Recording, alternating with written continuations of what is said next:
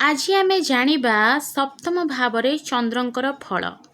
चंद्रमा मानसो जातः चक्षु सूर्य अजायतः श्रोत्रदायुश्च प्राणश्च मुखादग्निरजायतः।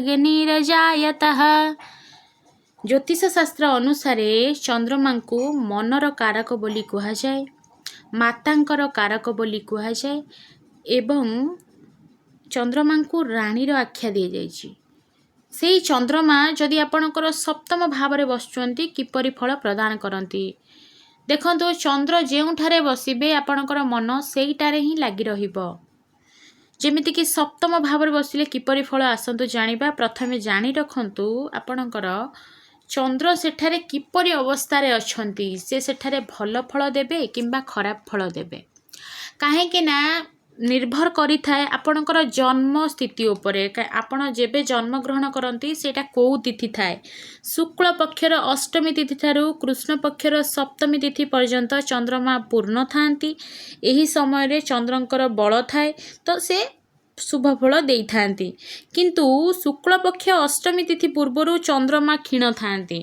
चंद्रंकर 15 दिन तांकर बल थाए एवं 15 दिन तांकर बलहीन होई थाए। तांको अभिशाप मिली। तेणु करी चंद्र जो अवस्था रे थिबे आपन को सेमती फल देबे। आमे आज जानिबा शुभ फल विषय रे। प्रथमे जानतु आफ्टर मैरिज आपणकर लाइफटा केमिति रहिबो। देखंतु लाइफ पार्टनर बहुत सुंदर मिलिबे, आकर्षक व्यक्तित्व मिलिबे, शांत स्वभाव, परिवार प्रेमी एवं विवाह परे आपणकर भाग्योदय होई थाए।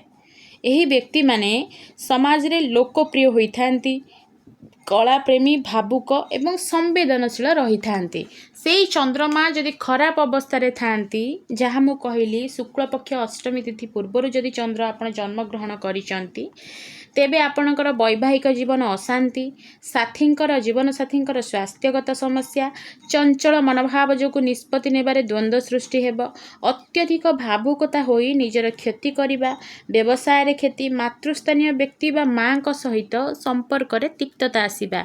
जदि आपणकर क्षीण चंद्रमा एई सब हबो। जदि आपणकर शुभ चंद्रमा ताहले मु जहा कहली लाइफ पार्टनर सेमती ही मिलिबो। किंतु चंद्र गोटे एमिति ग्रह से जो स्थान रे बसंती सेई जगह को नेकी डिस्टर्बेंस क्रिएट करती। सेई चंद्र जदि आपणकर शुभ ग्रह बृहस्पति शुक्रंक दृष्टि रे अछि तेबे अत्यंत शुभ। जदि सेई चंद्र शनि राहु केतु सूर्य एमानक दृष्टि रे अछि ताले बहुत असुविधा करे थांती।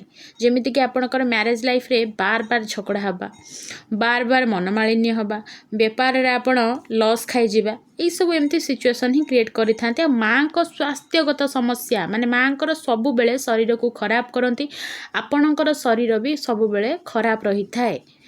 आपण आगे देखंतु चंद्र केउ आपण केउ तिथि रे जन्म ग्रहण करछंती एवं चंद्र सेठारे केउ अवस्था रे अछंती एवं केउ ग्रह तांकु देखुचंती।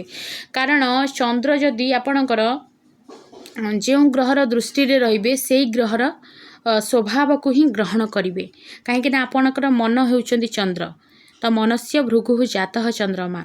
आपणकर मन पीड़ित हैला माने आपणकर चंद्र पीड़ित हेले।